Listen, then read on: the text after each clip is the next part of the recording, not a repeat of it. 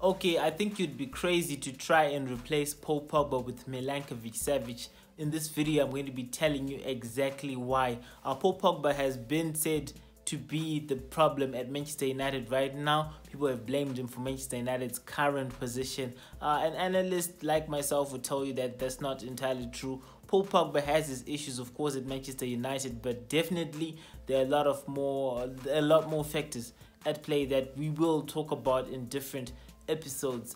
Today I'm going to talk about why Milinkovic-Savic is actually not a good replacement for Paul Pogba. Paul Pogba has got a lot more going for him when compared to his potential successor from Italy. Alright, the first point is the fact that Paul Pogba is a talisman. Okay, he's a phenomenon. Every team needs a talisman, a person who can carry the squad in times of need or game to game. A talisman is somebody who can actually make the difference for a squad. Before Paul Pogba, I think we could have looked at Zlatan Ibrahimovic as the talisman, someone who could make things happen when things were tight. Also, before that, there was Wayne Rooney, who carried the team. Milinkovic-Savic is not capable of carrying out such a role for the reasons that I'm about to state.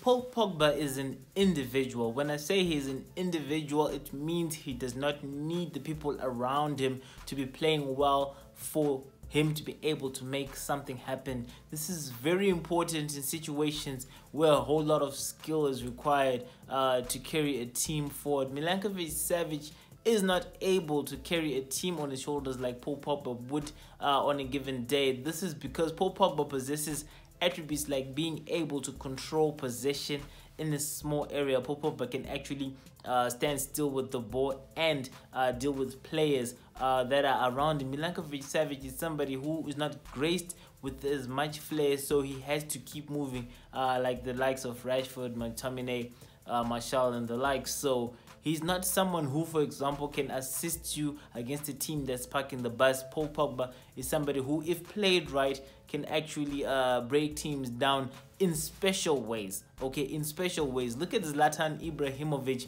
Some of the ways that he scores his goals defy the odds. This is actually very important in situations where a team has read your strategy and has set up really nicely. You need a person with special skills to come through and break them down. Paul Pogba possesses that type of skill, that type of level, and Milinkovic-Savic does not. Paul Pogba can do things that other people cannot do and can do them by himself without the help of others, much like Cristiano Ronaldo and Lionel Messi. So if you replace Paul Pogba with Milinkovic-Savic, you're going to be left without a talisman. That's a very important point. Right now, Manchester United is full of players that are not really top-notch, and Paul Pogba being the only world-class player, it's important for him to stay at Manchester United because he's the difference between the 8th position Manchester United is in right now and probably 15th, 14th position, because Manchester United's squad has really downgraded from being a top 4 type of team player for player when you look at quality to being something along the likes of Wolves, probably Everton and the likes, fighting for places in the middle of the table. Removing Paul Pogba would definitely make sure that Manchester United is not an entity on the pitch. Also, what you have to consider when you look at these two players is the fact that Paul Pogba has got different attributes. It's like he's 3 players in one. Paul Pogba this other season, I think 2 seasons ago, had better defensive stats than N'Golo Kante and better offensive stats than everybody else, and he made it into Europe's 11 when it comes to actually statistics, what he delivers on the pitch. So with Paul Pogba, you've got someone you can play in different positions, from the front to the middle to slightly in a defensive midfield area, and he will actually assist you in various ways. If you put him up front as the number 10, he's going to assist you with through passes. He's going to assist you with that dynamism and flair that he's got to break down teams that are parking the bus. He can actually also operate in the middle or as a defensive midfielder, launching balls high. I've highlighted his combination with Rashford in previous episodes, where he can launch the ball to Rashford in a situation where a team is sitting high. Milinkovic-Savic cannot do the same for Manchester United. Milinkovic-Savic is basically someone who operates from the center to the forward, but he relies on more like movement and strength than flair. And in the Premier League, where a lot of teams sit back, that will actually give Paul Pogba the advantage. Milinkovic-Savic will not be able to break down as many teams as Paul Pogba can. Also looking at Ed Woodward from a commercial perspective, we know he likes players who actually bring in money. Milinkovic-Savic is not really going to be a hit with the fans commercial-wise. He does not have that swag. He does not have the charisma and personal appeal. So that's just a little one for Woodward there, even though I'm not really worried about that. But it's something that you want to consider. Manchester United have a problem right now. They're not able to control games. This is why it's Manchester United is in the position that it is in right now. I highlighted in 1 or 2 episodes before that the fact that Manchester United's forwards cannot control possession means that Manchester United is involved in matches where possession changes hands often, and this leads to the smaller teams having a chance at our defense. But what Paul Pogba does, even from a deep lying position, is control possession. He's actually shown since the start of the season and even throughout last season that he's the center of control, the center of command for Manchester United. So even if I'm not much of a fan of Ole Gunnar Solskjaer's tactics, Paul Pogba at least is playing his role, ensuring that Manchester United have a center from where they control possession, a center from where they can plan, center from where they can defend or launch attacks. Now, Milinkovic-Savic, like Rashford, Martial, probably James Pereira and the likes, and McTominay are the players that I've complained about in previous episodes. He cannot control possession in a certain area. If you look for a heat map of his movements, you can see that is all over the place. He doesn't have a base of operations. So replacing Paul Pogba with Milinkovic-Savic will lead to a situation where Manchester United will totally be disoriented. Now, the possible effects of having no one actually controlling possession in the team is, first of all, like I already mentioned, you're going to be attacked a lot by the opposition. Being attacked a lot means that the chances of actually losing points are much higher. And the fact that possession swings back and forth, like I mentioned in previous episodes, it means your players are running more, they're going to get fatigued more. And over the season, you're going to have more injuries, and more injuries means you get less points on the log, you get to perform poorly, and you probably go for less cups, end up with no silverware. So it's very important to ensure that Paul Pogba is not replaced by Milinkovic-Savic for this very reason. Like I just said, no control of a certain area of the pitch means swinging possession, means fatigue, means injuries, means constant attacks, and actually means less points. So Paul Pogba actually represents different log positions for a club over the season, something that Milinkovic-Savic does not have control over. This makes Paul Pogba much more important. One of Milinkovic-Savic's strengths that he can actually bring to Manchester United is the fact that he's also good at creating chances for his team. These are chances to actually create goals. He's actually not very bad at it. You usually find him doing better than most of his teammates. The problem is that Paul Pogba is much better at this than him. Very few people actually create chances more than Paul Pogba, especially considering the area that he plays in. I am sure that if he plays as a number 10, will actually get more bang for the buck when it comes to chances created. I would have loved Ole Gunnar Solskjaer to be more creative and more daring and probably push Lindelof up to Paul Pogba's position, defensive midfield, as Lindelof is quite comfortable in position and quite comfortable going forward, and probably not have sent Chris Smalling to Roma and actually used him as the centre back. This is some of the things that separate superior coaches from normal coaches like Ole Gunnar Solskjaer, that ability to create something out of nothing. So Paul Pogba is much more creative than Milinkovic-Savic, even though Savic is good in that respect. And basically that's a draw. No, actually not a draw. It's up for Paul Pogba again on that one. What I would look forward to having under Milinkovic-Savic for Manchester United is his ability in the air. The boy is a god in the air, unlike Paul Pogba. Paul Pogba is very poor in the air. I mean, when was the last time you saw him scoring with a header? It was probably at the start of Ole Gunnar Solskjaer's tenure sometime last year. Milinkovic-Savic, in the opposite vein, is actually a beast in that respect.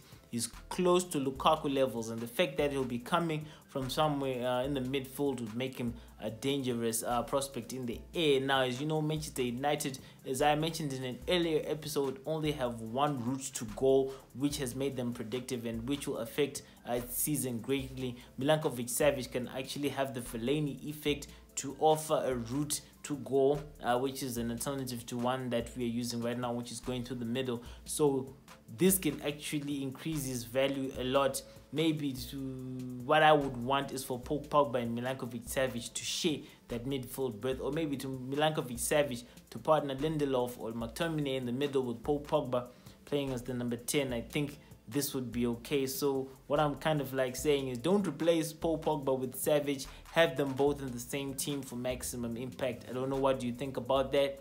Let me know in the comment section, but I think that'll be the best route to go. So Milinkovic-Savic is almost as good as Lukaku in the air going forward in terms of frequency of movements that he makes via the air, or opportunities that he creates for a team via the air. So this is one area that he beats Paul Pogba in, and but since Paul Pogba beats him in many other respects besides that, I'd rather have both of them in the team complementing each other. But the important fact to note here is that Milinkovic-Savic actually offers an attacking mode just like Paul. The only route to go that United have right now is based on Paul Pogba. He actually creates most of the chances, so let this other route to go also be via Milinkovic-Savic, even though we'll probably need to bring in some other players to complement that, because for him to head the ball in, someone has to be crossing the ball, which we don't have right now. So maybe this will actually not play in his favor as far as I'm concerned in terms of comparing him to Paul Pogba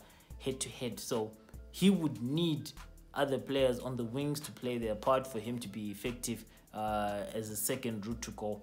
So yeah, basically that's what you have to consider. Another thing that you have to consider about Sergej Milinkovic-Savic is the fact that he's more injury prone than Paul Pogba. Has got an ankle injury that has been a problem for him of late. Paul Pogba is a rather fit player. I know you know that he usually isn't injured. If he is injured, it's not for long. So in terms of durability, Paul Pogba wins that race. So looking at these players overall, comparing them across the board, as you can see, Paul Pogba is a much better player than Milinkovic-Savic. Like I said, he can be a talisman, which Milinkovic-Savic cannot. You cannot rely on Savic when the team really needs someone to step up and carry the game on his shoulder and do what he does, regardless of how other people are performing.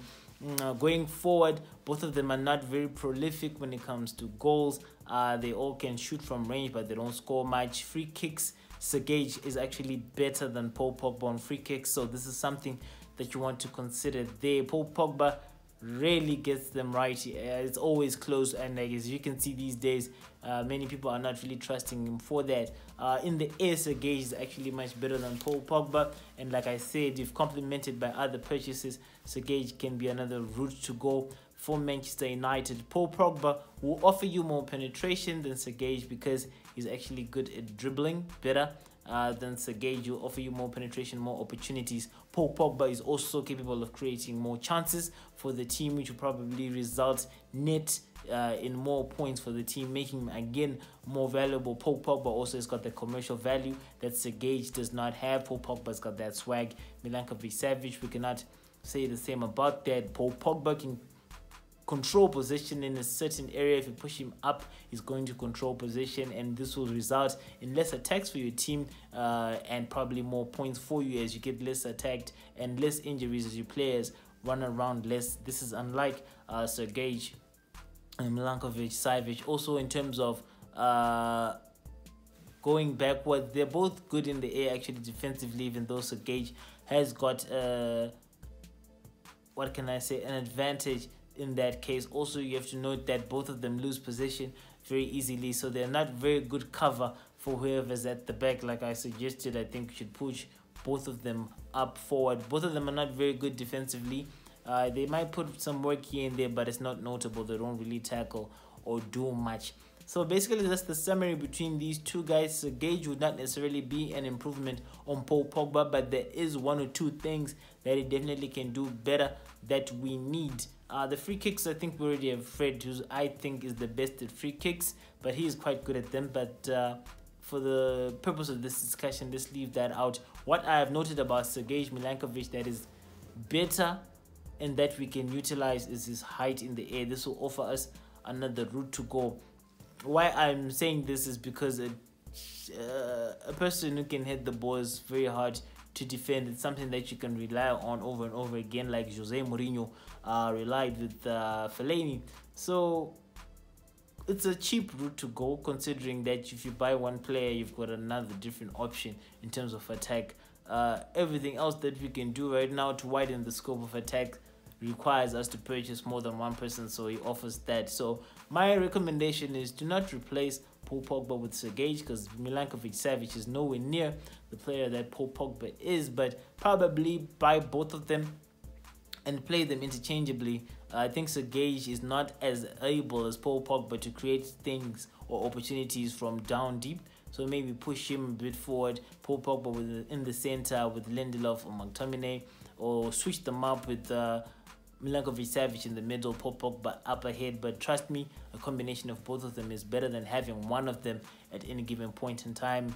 Edward would not wanting to spend money probably would not make such a move, but just for those who are interested in the topic at some point, this is what I think should happen. So this is my take on both of these players. I hope that you like the video. I'll continue churning them out for you. Just subscribe to the channel and click on the notification button if you like the episode, so that I can keep bringing some more insights to you. In terms of scouting for players, I am looking to actually be scouting different positions. As you know, we've got issues across the whole squad, so I'm going to be scouting different positions and actually suggesting players that you might not have thought about, that you might doubt, that you might then want to go and read up upon after I present. So just subscribe to the channel and you'll see some exciting information coming up. Cheers.